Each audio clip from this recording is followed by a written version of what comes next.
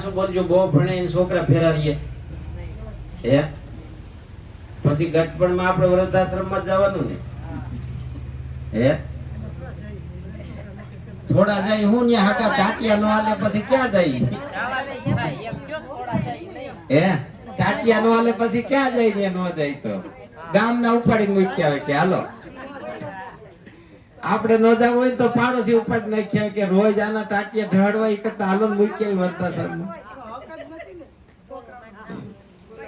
પણ ઈ તમને કહું વેવાણું ફેર્યું થયું હોય ને એની જમાવટ હોય ને એની મુઈ બઠ્ઠા પડી જાય, હાંજ કેમ પડી જાય તે ખબર ન પડે, ભેહું દોવાની રહી જાય કે અરે આજ તો મોડું થઈ ગયું હાલો સાદ રાખી હે?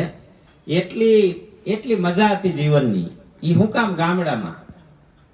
પછી આપણે ખેતી કરતા હોય એટલે આપણે ઘીરે ડોકાનો માલ ખાઈ હે ને? બધી બાઈઓ જો ખોટું બોલતા નહીં, કોઈ મેથી ઉપાડીને ઘીરે લઈ આવ્યું, ફૂમકા વાઢીને આવી કે નહીં હે? ઈ એનાથી છે ને આપણું તંદુરસ્તી સુધરે, એનાથી આપણું આરોગ્ય સુધરે અને એનાથી આપણે આવું સારું ખાઈને એટલે શારીરિક રીતે તંદુરસ્ત રહી. પણ એ મળે ક્યાં? વાડીમાં જ. એમાં રાસ ગરબા કીર્તન એ બધું મળે ક્યાં? ગામડામાં. એવી રીતે ગાય વિહાય તો આપણા છોકરાઓને બરી કરીને થબડાવીને અને આખું ઘર હરખમાં હોય. પેલા અમે 1-2 ગાયો રાખતા ને, તે ગાય વિહાવાની હોય ને તો 15 થી 12 ગામે ન જાય, એટલી તૈયારી કરી રાખી હોય. એના આખું ટોપરા લઈ આવ્યા હોય. અમારું ગામ છે આમ હાંડવાયા, એટલે અહીંથી 18 કિલોમીટર થાય. તે ટેમ્પા વાળા ભેગા ટોપરા મગાવી 5 કિલો ઘર મગાવી રાખ્યો હોય.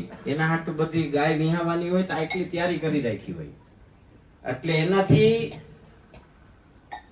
આપણે બરી છે ને, બરી એને અટાણે ઇંગ્લિશમાં કોલેસ્ટ્રોલ કહેવાય, કોલેસ્ટ્રોલ. સામે વાળાને ઘીરે મફત બહેણી દે આવતા ને એમાં રૂપિયો નાખે, ખબર? 8 આના નાખે બહેણીમાં હે? એટલે આ એક આપણી પરંપરા હતી કે અમારું આરોગ્ય સુધરે, તમારું સુધરે, પાડોશીને આપણે મદદ કરતા. આવો ભાવ ક્યાં જોવા મળે? ખાલી ગામડામાં એમ. હવે એક ગાયે 3-4 લીટર ખીરું કર્યું હોય કે 5 લીટર કર્યું હોય, એમાં છોકરાઓને નાની બહેણીઓ ભરીને 4 છોકરાઓને મોકલા હોય આડાવરા, અને એમાં મારા જેવા હરખોડા 3 ઠેકાણે દી આવે તે 3 રૂપિયા આવે. 3 ઠેકાણે થી 8 આના આવે તો 1.5 રૂપિયો થઈ જાય. એ રૂપિયાનું મહત્વ નહોતું, પણ ઈ ખીરું દેવાની પાછળનો હેતુ એવો હતો કે બાજુવાળાના, આપણા જાયુભાઈના, પાડોશીના, કુટુંબના ભેગા રહેતા હોય એના બધાને આનો ફાયદો થાય. તમે વિચાર કરી લ્યો, ઈ ખીરાનો પાવડર કોણ લેતું હોય છે? ગાંડા લેતા છે કે ભણેલા લેતા છે? ગાંડા પાસે તો પૈસા હોય નહીં એટલા બધા, એટલે કોણ લેતું હોય? એટલે એનાથી તંદુરસ્તી જળવાય. આપણે એટલે છોકરાઓને આખા ઘરને ખીરું ખવાડતા, પણ એનું આપણે એની કિંમત નથી, હજી નથી સમજતા કે આ શું કામ આપણે ખાઈ છીએ એમ. એટલે ગામડું એ આપણને સંસ્કાર આપે, ભાવ આપે અને લાગણીથી જોડાઈ રહેવાનું આપે. ખેતી આપણને સારું ખાવાનું આપે, અને ગાય આપણને સારા ઘી દૂધ આપે. હવે આ ત્રણેય વસ્તુ તમને શહેરમાં મળે? શહેરમાં તો આપણા ફ્લેટમાં, બાજુવાળાના ફ્લેટમાં કોઈક મરી ગયું હોય, બાજુવાળાના ફ્લેટમાં પાર્ટી હાલતી હોય, ડિસ્કો પાર્ટી. અને ગામડામાં કોઈક મરી ગયું હોય તો આખા ગામની દુકાનો બંધ હોય. જ્યાં સુધી બાપાની કે સામાન્ય માણસ, મજૂરી કરતો માણસ હોય ગામનો, એની શમશાન યાત્રા પૂરી ન થાય ત્યાં સુધી ગામમાં એકેય દુકાન ન ખુલે. આપણને કોઈ શીખવાડવા આવ્યું હતું? આઈતે હતી ને ગામની પરંપરા. એટલે ગામડું એ આપણા સંસ્કારોનું જતન કરે, ખેતી એ આપણા શારીરિક શરીરનું જતન કરે, અને ગાય છે ને એ આપણું આધ્યાત્મિક, માનસિક અને શારીરિક સ્તર લેવલ ઊંચું લાવે.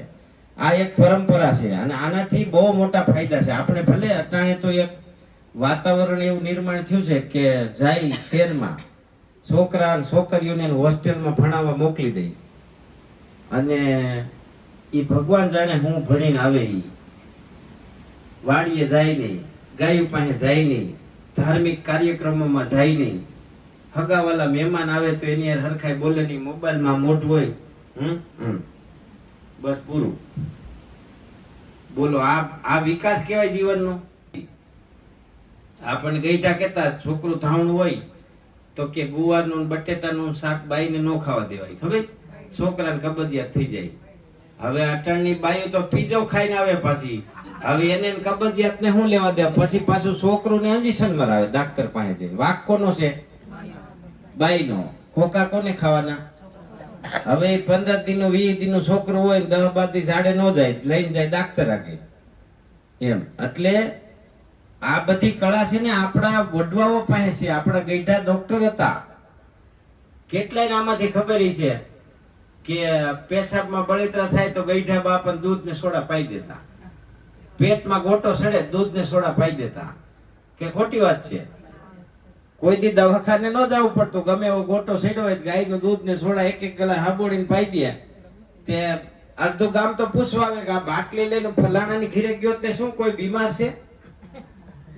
હે? એટલા તો બાટલીના માન હતા.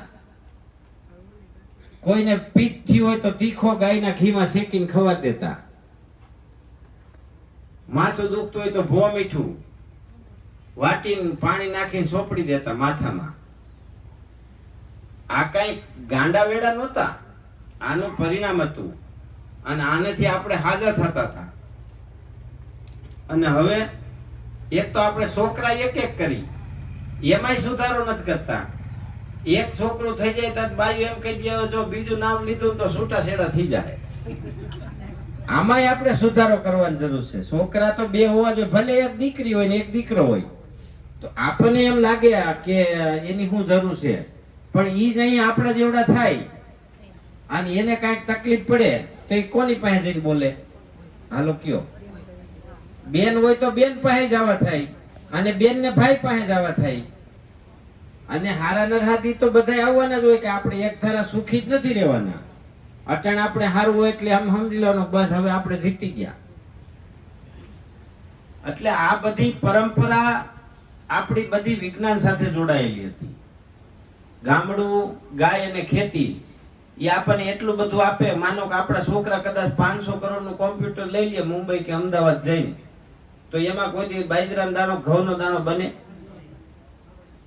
1000 કરોડનું કોમ્પ્યુટર આવી જાય તો એમાં કોઈ દી છાશ, દૂધ, ઘી બને? ઈ તો ડોહા મમરાના જ ખાવા પડે. ત્યાં કઈ ઓરિજિનલ આવે નહીં. હવે તમે વિચાર કરી લ્યો, 18 વર્ષે હાર્ટ એટેક ના હુમલા આવીને છોકરા મરી જાય. 18 વર્ષે પેરેલિસિસ. હમણાં એક ભાઈ અહીંયા આવ્યા હતા, 22 વર્ષની ઉંમરમાં પેરેલિસિસ આવ્યો હતો. વિચાર તો કરો, 22 વર્ષની ઉંમરમાં. એક બેન ને દીકરી હતી, એને 19 વર્ષે પેરેલિસિસ આવ્યો. તેના મા બાપને શું કરવું? હે? આનું કારણ ખાવા પીવાનું, આપણી ફેશન. આપણે સમજીએ છીએ તોય પાછા નથી વળતા. એટલે હું તો કહું છું ખેતી જેવો ઉત્તમ ધંધો નથી એક. હવે એમાંય આપણે ઇનોવેશન કરવાની જરૂર છે. આપણે એમાં કાંઈ ડેવલપ કરતા નથી. બાપે કૂવો ગાયરો હોય ને એને છોકરો બાંધે, તાલગી હકાલે 3 વાર ગાર કાઢે પણ બાંધે નહીં. વરવોરી ફેખેડ પડે, વરવોરી જેઠ મહિને સરખી મૂકીને ગાર કાઢે પણ બાંધે નહીં. એટલે આપણી ખેડૂતોની ધરોહર અને આવક ખેતી છે. આપણી વાડીએ વ્યવસ્થિત ગોડાઉન હોય, વ્યવસ્થિત મકાન હોય, કૂવા પાણીની લાઈનોની વ્યવસ્થા વ્યવસ્થિત હોય. આપણે ખેતી કરતા હોય તો ખેતીની જે પેદાશ આવે ને એમાંય સરકારની હવે કેટલી બધી યોજનાઓ છે. તમે ધાણા વાવો તો ધાણાનો પાવડર કરીને વેચો, એવી કંપનીઓ કેટલી લેવા તૈયાર છે. મેથી વાવો તો મેથીના કુરિયા કરીને વેચો. હવે વાવેતરે થોડું હોય, પેલા હતા 50 વીઘાનો રાયડો વાવ્યો હોય, હવે 3 વીઘાનો રાયડો હોય તો કુરિયા કરીને વેચો, 100 મહિના વેચાઈ જાય. હવે સીધો રાયડો વેચો તો 100 કિલો જાય, કુરિયા કરીને વેચો 300 કિલો જાય. તો 7 વીઘા જમીન હોય અને આવી રીતે પ્રોસેસ કરીને વેચો તો 7 કરીને 21 વીઘાની પેદાશ થઈ ગઈ કે ન થઈ ગઈ? અને ઈના પ્રોસેસિંગ મશીન લેવામાં સરકાર સબસિડી આપે.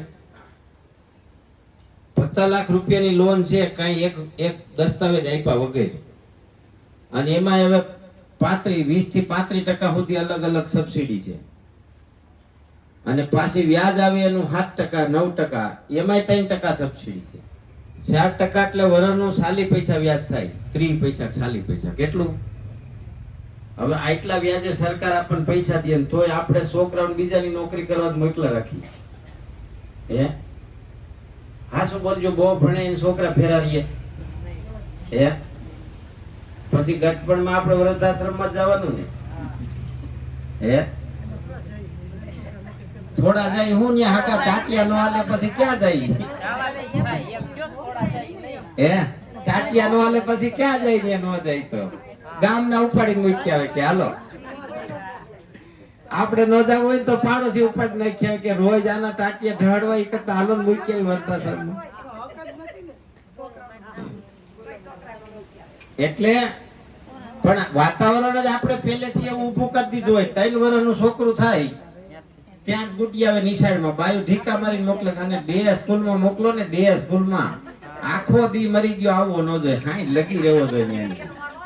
હે હા એટલે પેલા આપણે એવી કેળવણી નથી આપતા એમ. પહેલેથી એવી કેળવણી આપવી જોઈએ કે પરિવારની હારે રહેવું જોઈએ. જેટલું બહાર શીખવાનું હોય એટલું જ બહાર શીખવું જોઈએ. વધારાનું શીખીને કઈ ઘીરે ના આવવું જોઈએ. અને ઘરની પરંપરા, ઘરના રીત રિવાજ એ બધું હોવું જોઈએ. અમુક સમાજમાંથી તો હાવ મર્યાદા જ વહી ગઈ. હા હારો બે હામાં સડો પહેરીને બેઠા હોય. બોલો હું વાત કરો તમે કયો? હે એ સમજાય નહીં આપણને કે આની વહુ છે કે આની છોકરી છે. જો કે છોકરી હોય તો એમ ન બેહવું જોઈએ એમ. આ બધું છે ને એક મર્યાદા સુધી સારું લાગે એમ. ભલે તમે હાડી નો પહેરો તો ડ્રેસ પહેરો, સમય પ્રમાણે પરિવર્તન આવે, પણ ડ્રેસ કોઈ દી દુપટ્ટા વિનાનો ન પહેરવો જોઈએ. એ આપણી મર્યાદા છે. હવે આપણે એમનેમ જ ઉલરા રાખીએ આખો દી તો આપણે છોકરાને શું કહીએ કે? એટલે એક બાજુથી જ ખાલી આપણે સમજવાનું છે એવું નથી. ખાલી ખેતી કરીએ પણ બીજા વ્યવહારને સંસ્કાર ન પાડીએ તો એનો શું મતલબ એમ? એટલે ખેતી, ગામડું અને ગાય એકબીજાના પૂરક અને પર્યાય છે. સભ્યતાની ધરોહર છે. એમાંથી આપણું જીવન એટલું બધું સુદૃઢ અને સારું બની શકે કે આપણે કોઈની જરૂર ન પડે. અટાણે તો એટલો બધો ટેકનોલોજીનો જમાનો છે. તમે માંડવીના દાણા વોટ્સઅપમાં મૂકીને ફોટા ફેસબુકમાં મૂકો તો ઘીરે ઘીરે વેચાઈ જાય. આવડવું જોઈએ, તમારું મગજ હાલવું જોઈએ. એવું નથી કઈ તમારો માલ થાય માંડવી કે કોઈ પણ માલ થાય તો યાર્ડમાં હરાજીમાં જ વેચવા જવો પડે. પણ ઈ બાજુ આપણે કોઈ દી કામ મહેનત નથી કરતા એમ. મહેનત બહુ કરી, ખેતરમાં રાત દી તૂટી જાય ને એટલું કામ કરી. કપાનો છોડો ઉગ્યો ત્યાંથી ઊંધા પાંદડા કરીને જોતા હોય કે આમાં કઈ આવ્યું. ઓલા કેટલાય તો બિલોરી કાસ લઈને જોતા આમાં કઈ જીવાય આવી તો દવા છાંટી દઈ, જીવાય આવી તો દવા છાંટી દઈ. પણ એવી રીતે આપણે એનું પેદા થાય ને એના પછી કઈ નથી જોતા એમ. આપણે કેટલાય ખેડૂત એવા છે, તમે તો સમજુ માણસો, પણ હલર ઓલું ન મૂકે, ઘઉંની કટર મૂકીને વાડીએ સીધી ટ્રેક્ટરની લારી રાખી અને સીધું ટ્રેક્ટર યાર્ડમાં જવા, વાડીએથી સીધી માંડવી યાર્ડમાં જવા. એના કાઈ ન જોવે તો કઈ નહીં, ભાવતાલ જોવે તોય બસ એમ. માનો માંડવીને પેદાય આવે ને તો માંડવીનો ભાવ બેહી ગયા હોય. 2-4 મહિના દબાવીને રાખે તોય દોઢા ભાવ આવે, 1200 ના 1500 આવે એમ. પણ પાકી જાય ને પછી આપણે કેમ એમાંથી પૈસા કમાવાની આપણે કઈ વિચારતા જ નથી. માંડવી છે ને, મગફળી આખા વિશ્વમાં સૌથી હારામાં હારું ઉત્પાદન થાય ને તો સુરેન્દ્રનગર થી સોમનાથ સુધી, સુરેન્દ્રનગર થી સોમનાથ સુધી આખા વિશ્વમાં સૌથી હારી મગફળી થાય.